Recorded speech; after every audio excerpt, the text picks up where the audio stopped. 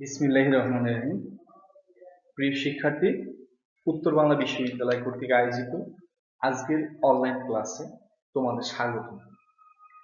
আজকে আমরা আলোচনা করব মাস্টার্স শেষ বর্ষ পত্রের শিরোনাম বাংলাদেশের রাজনীতি, ইস্যু ও প্রবণতা, বিষয় কোড 31-1905।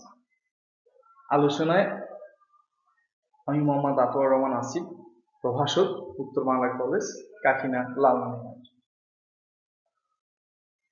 প্রিয় শিক্ষার্থী, আজকের আলোচনার বিষয়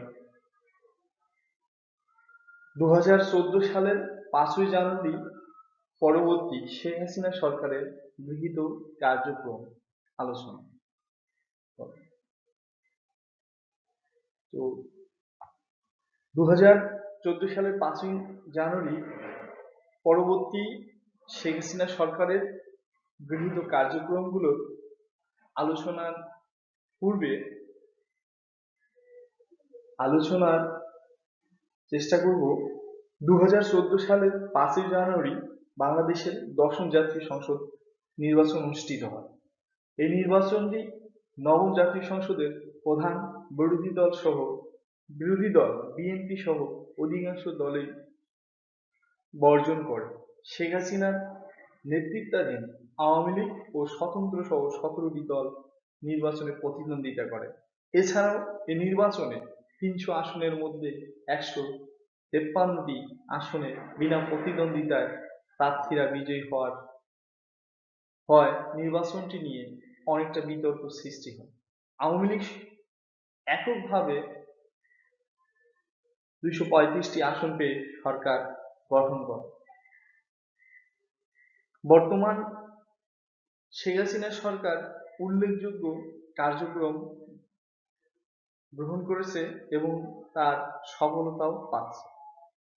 অর্থাৎ 14 সালের 5ই জানুয়ারি নির্বাচন এর পরবর্তী সময়ে মাননীয় সরকারের প্রধানমন্ত্রী, গণপ্রজাতন্ত্রী বাংলাদেশ সরকারের মাননীয় প্রধানমন্ত্রী জননেত্রী শেখ হাসিনার গৃহীত কার্যক্রম গুলো আমরা নিম্নে আলোচনার চেষ্টা করব। প্রিয় শিক্ষার্থী, 2014 সালের 5ই জানুয়ারি পরবর্তী শেখ হাসিনা সরকারের গৃহীত কার্যক্রম। 2014 সালের 5ই জানুয়ারি পরবর্তী বর্তমান পর্যন্ত শেখ হাসিনা সরকারের গৃহীত কার্যক্রম নিয়ে আলোচনা করা হয়।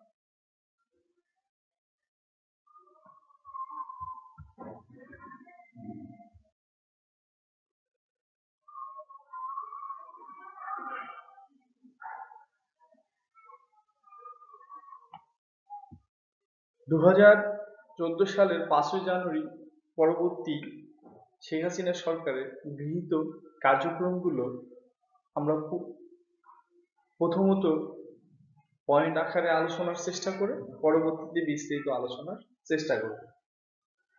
আমরা আলোচনার শুরুতে দেখতে পাই যে শেখ হাসিনা সরকারের গৃহীত কার্যক্রমের মধ্যে অন্যতম একটি কার্যক্রম হচ্ছে পদ্মা সেতু নির্মাণ কার্যক্রম, শিক্ষাক্ষেত্রে অবদান, দুর্নীতি রোধের চেষ্টা, সৃজনশীল পদ্ধতি চালু, আইন শৃঙ্খলার কড়াকড়ি, কৃষিক্ষেত্রে নীরব বিপ্লব সাধন, সংসদের নিয়ন্ত্রিত অধিবেশন, সরকারি কর্মকর্তাদের শতভাগ বেতন বৃদ্ধি, ডিজিটাল পাঠ্যপুস্তক বিতরণ, ঋণ চুক্তি স্বাক্ষর, ব্র্যান্ড উইথ রপ্তানি, মেট্রো রেল ও বিআরটিএ নির্মাণ কাজের উদ্বোধন, ঢাকা কেন্দ্রীয় কারাগার স্থানান্তর, জাতীয় পরিচয়পত্রের স্মার্ট কার্ড বিতরণ।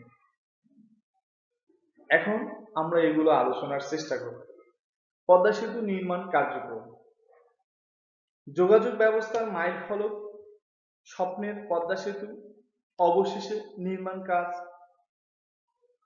শুরু করে শেখ হাসিনা সরকার।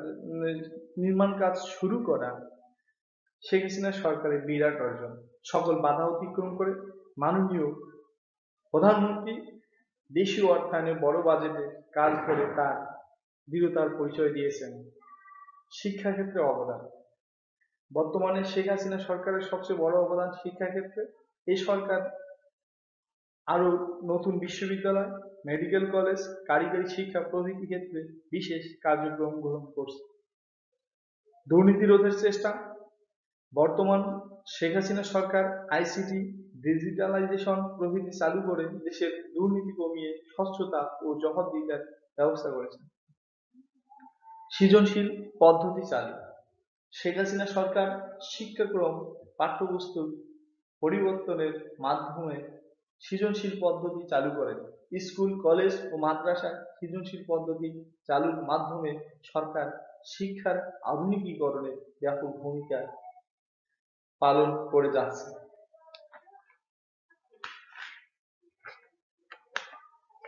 আইন শৃঙ্খলার কড়াকড়ি। বর্তমান সরকারের আইন শৃঙ্খলার অবস্থার কড়াকড়ি আরোপ কারণে ধর্ষণ, ছিনতাই, চাঁদাবাজি প্রভৃতি নিয়ন্ত্রণে আসে। কৃষিক্ষেত্রে নীরব বিপ্লব। এ সরকার কৃষিক্ষেত্রে নীরব বিপ্লব অর্থাৎ সবুজ বিপ্লবের মাধ্যমে দেশকে উদ্বৃত্ত খাদ্য উৎপাদনকারী দেশে পরিণত করেছে। প্রয়োজনে অতিরিক্ত চাল, গম এখন শ্রীলঙ্কা সহ বিদেশে বিক্রয় করে বৈদেশিক মুদ্রা অর্জন সম্ভব হচ্ছে।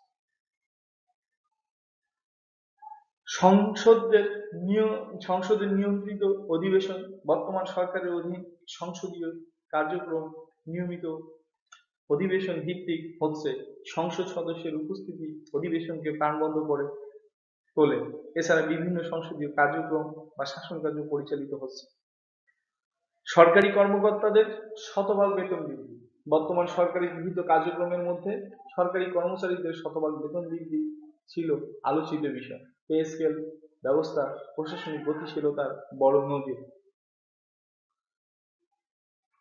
ডিজিটাল পাঠ্যপুস্তক। বর্তমান সরকারের গৃহীত কার্যক্রমের মধ্যে উল্লেখযোগ্য হলো ডিজিটাল পাঠ্যপুস্তকের জগতে বাংলাদেশের প্রবেশ। 2016 সালের মার্চে প্রথম থেকে ষষ্ঠ শ্রেণী পর্যন্ত ডিজিটাল বই হাতে পাবে শিক্ষার্থীরা। ডিজিটাল বইয়ের পাঠ্যসূচিতে যেসব বিষয় থাকবে সেসব বিষয়ে বিস্তারিত বর্ণনার সাথে অতিরিক্ত ব্যাখ্যামূলক শিক্ষা সংযুক্ত করা হবে। যেমন শব্দার্থ, ব্যাখ্যা, অ্যানিমেশন, রঙিন ছবি ও প্রয়োজনীয় ভিডিও এতে জুড়ে দেওয়া হবে। ফলে শিক্ষার্থীরা সহজেই বিষয়ের গভীরে প্রবেশ করতে পারবে। ঋণ চুক্তি স্বাক্ষর।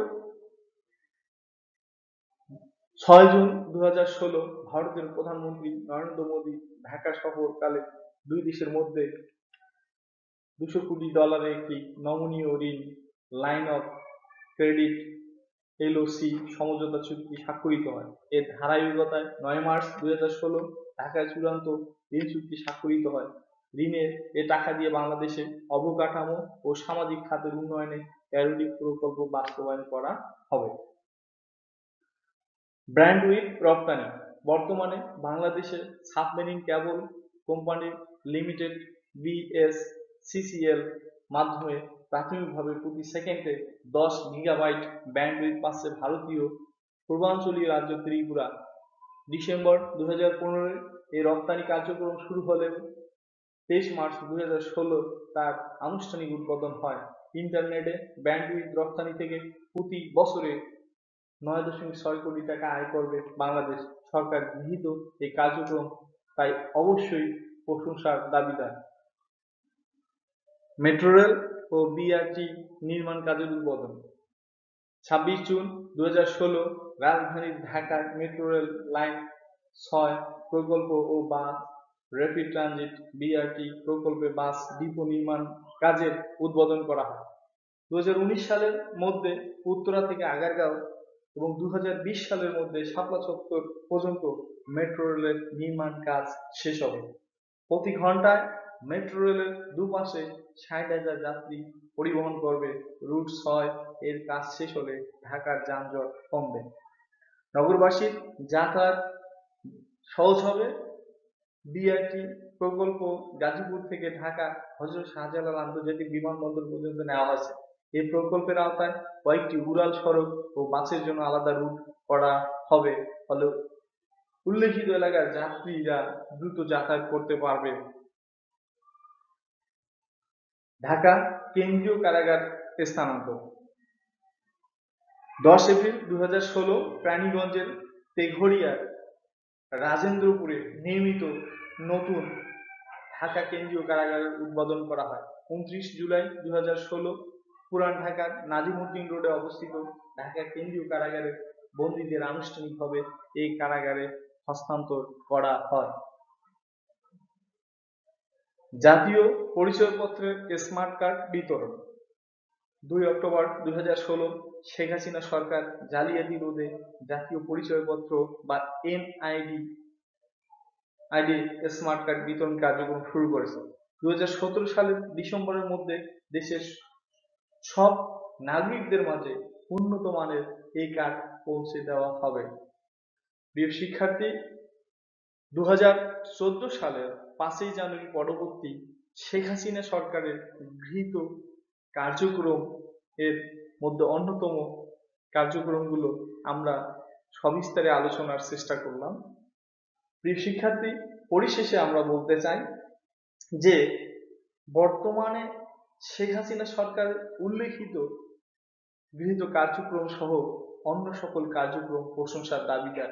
বায়োমেট্রিক পদ্ধতিতে মোবাইল সিম নিবন্ধনের মাধ্যমে আইন শৃঙ্খলা পরিস্থিতির উন্নয়ন ঘটাতে সরকার যে যুগোপযোগী সিদ্ধান্ত নিয়েছে এবং তার বাস্তবায়ন করছে, তা সত্যিই শেখ হাসিনা সরকারের বিরাট অর্জন। এই সরকারের অধীন ইতিমধ্যে আমরা নিম্ন আয়ের দেশে পরিণত হয়েছি। দেশের দারিদ্রতার হার কমেছে, বিনিয়োগ বৃদ্ধি পেয়েছে, দ্রুত মানব সম্পদ ত্বরান্বিতকরণ, উৎপাদন এবং বহির্বাণিজ্য বৃদ্ধি পেয়েছে, যা দেশকে ক্রমে সফলতার দিকে নিয়ে যাচ্ছে। 2021 সালে বাংলাদেশকে ডিজিটাল বাংলাদেশ বিনির্মাণে শেখ হাসিনা সরকার কাজ করে যাচ্ছে। শেখ হাসিনা সরকার রূপকল্প 2041 বাস্তবায়নের চেষ্টা করতেছে। 2021 সালের মধ্যে বাংলাদেশকে নিম্ন মধ্যম আয়ের দেশে প্রতিষ্ঠাকরণে গণপ্রজাতন্ত্রী বাংলাদেশ সরকারের মাননীয় প্রধানমন্ত্রী শেখ হাসিনা কাজ করে যাচ্ছে। তিনি দেশকে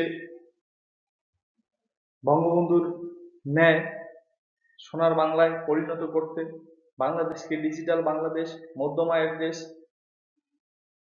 দেশে পরিণত করতে দিন রাত পরিশ্রম করে যাচ্ছে। তো মাননীয় সরকারের এই কার্যক্রমকে আরো ত্বরান্বিত করতে আমাদের সকলের এগিয়ে আসা উচিত। ধন্যবাদ সবাইকে আজকে এই অনলাইন ক্লাসে অংশগ্রহণের জন্য।